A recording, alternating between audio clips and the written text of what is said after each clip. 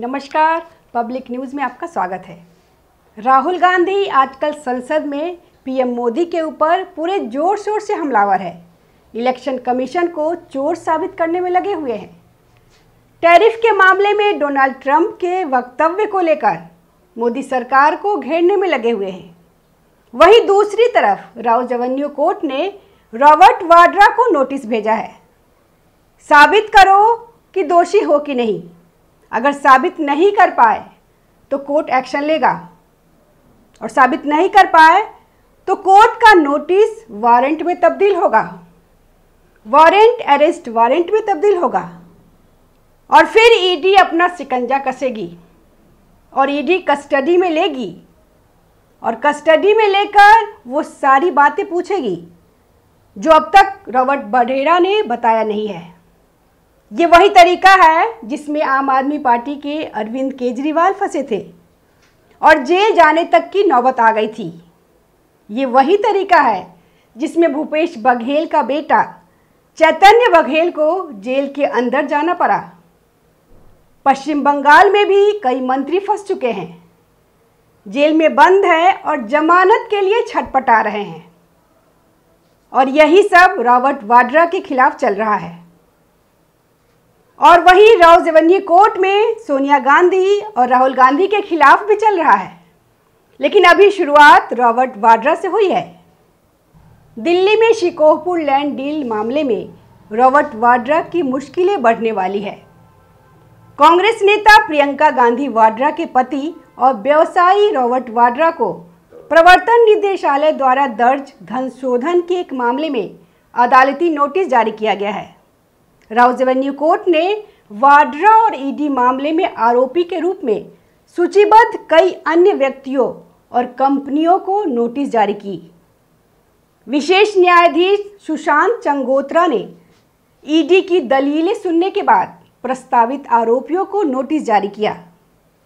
ED ने इस मामले में कोर्ट को बताया था कि रॉबर्ट वाड्रा की स्काईलाइन कंपनी ने उच्च अधिकारियों के दबाव में व्यावसायिक आवास विकास के लिए लाइसेंस हासिल किया।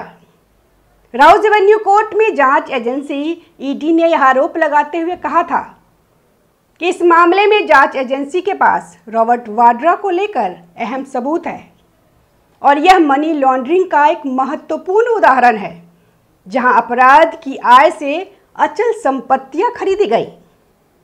सबूत स्पष्ट रूप से दिखाते हैं कि अपराध की आय को प्राप्त किया गया, परत दर परत छुपाया गया और उसका फायदा उठाया गया।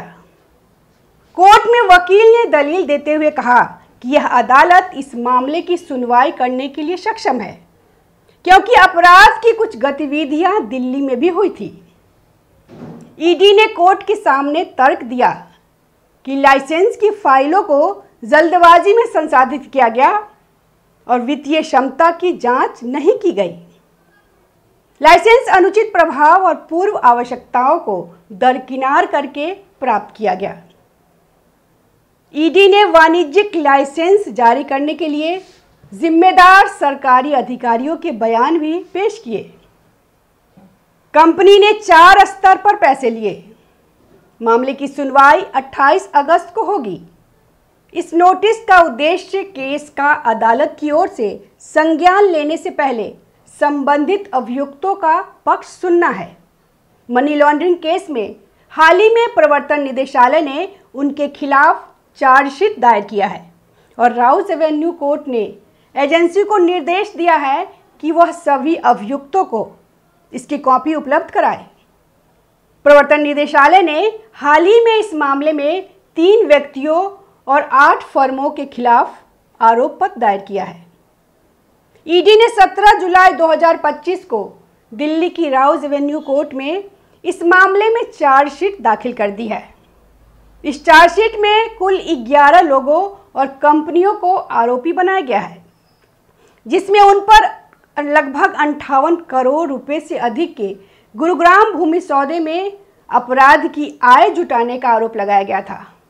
सूत्रों के अनुसार ईडी के 11 आरोपियों में ओमकारेश्वर प्रॉपर्टीज और प्रोमोटर डायरेक्टर सत्यानंद याजी और केएस विर्क भी शामिल है। गांधी परिवार के खिलाफ 3 महीने के अंदर दायर यह दूसरी चार्जशीट है। इससे पहले ईडी ने 17 अप्रैल को वाड्रा की सास और कांग्रेस नेता सोनिया गांधी और उनके साले कांग्रेस सांसद राहुल गांधी के खिलाफ national Herald case money laundering case में चार्जशीट दायर किया था। रॉबर्ट वाड्रा के खिलाफ कई मामलों की जांच चल रही है। ये मामले हरियाणा और राजस्थान में जमीन के सौदों से जुड़े हुए हैं। ये लैंड डील तब हुए थे जब वहां कांग्रेस की सरकारें थी और केंद्र में भी उनकी अगुवाई वाली यूपीए सरकार थी। कथित तौर पर उन्हें हरियाणा के पूर्व मुख्यमंत्री भूपेंद्र सिंह हुड्डा की अगुवाई वाली सरकार से विशेष रियायतें मिली, जिसने वाड्रा की प्रॉपर्टी के लिए एग्रीकल्चर से कमर्शियल और रेजिडेंशियल भूमि के रूप में इस्तेमाल की अनुमति दी और इससे उन्हें बहुत फायदा हुआ।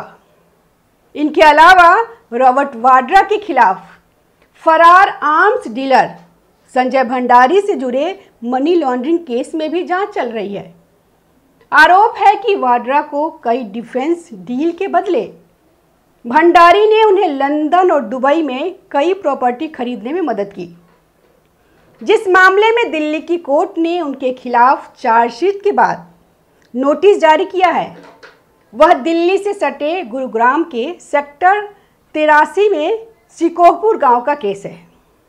इस मामले में रॉबर्ट वाड्रा ने कथित रूप से अपनी company Skylight hospitality private limited के जरिए 12 फरवरी 2008 को 7.5 करोड़ रुपए में ओमकारेश्वर प्रॉपर्टीज प्राइवेट लिमिटेड से गांव की 3.5 एकड़ जमीन खरीदी। इस प्रॉपर्टी की 2.7 एकड़ जमीन को तत्कालीन कांग्रेस सरकार ने तुरंत कमर्शियल लाइसेंस दे दिया। फिर यही जमीन डीएलएफ को 58 करोड़ में बेच दी गई। इस तरह से वाड्रा ने मात्र 4 महीने में करीब 50 करोड़ रुपए का मुनाफा कमा लिया। प्रारंभिक प्राथमिकी गुरुग्राम पुलिस ने दर्ज की थी, जिसमें जमीन की धोखाधड़ी से खरीद और अवैध लाइसेंस प्राप्त करने का आरोप है। ईडी ने 37.64 करोड़ रुपए की 43 अचल संपत्तियों को 16 जुलाई को अस्थायी रूप से जब्त किया था। ये कार्रवाई गुरुग्राम पुलिस की 2018 की एक एफआईआर के बाद शुरू की गई। इस जमीन सौदे में धोखाधड़ी का आरोप था। फिर ईडी ने रॉबर्ट वाड्रा और उनकी company Skylight hospitality private limited से जुड़ी 43 संपत्तियां जब्त कर ली। इनकी कीमत 37 करोड़ रुपए से अधिक बताई जा रही है। ईडी ने एक बड़ा दावा किया है कि स्काईलाइट ने शीर्ष स्तर के दबाव का उपयोग करके वाणिज्यिक आवासीय विकास के लिए लाइसेंस प्राप्त किया। इस मामले में पहले ही एफआईआर नंबर 288 दिनांक 1/9/2018 को गुरुग्राम पुलिस ने दर्ज की थी। अब ईडी ने जांच के बाद 16 जुलाई 2025 को 43 प्रॉपर्टी अटैच की है और फिर चार्जशीट फाइल की गई है। फिलहाल राउज एवेन्यू कोर्ट अब 28 अगस्त को इस मामले में सुनवाई करेगा। 28 अगस्त को होने वाली सुनवाई में पूर्व संज्ञान स्तर पर उनकी भूमिकाओं की जांच की जाएगी। यह मुकदमे के लिए औपचारिक आरोप लगाने से पहले उठाया गया एक न्यायिक कदम है। 28 अगस्त की कार्रवाई यह पता लगाएगी कि क्या अदालत ईडी के मामले में पर्याप्त योग्यता से संतुष्ट है ताकि मामले को आगे बढ़ाया जा सके। विशेष लोक अभियोजक एसपीपी नवीन कुमार मट्टा मोहम्मद के साथ फैजान और विशेष वकील जोहेब हुसैन वीडियो कॉन्फ्रेंस के जरिए पेश हुए। 24 जुलाई को ईडी ने कहा कि यह मनी लॉन्ड्रिंग का एक स्पष्ट और उत्कृष्ट मामला है।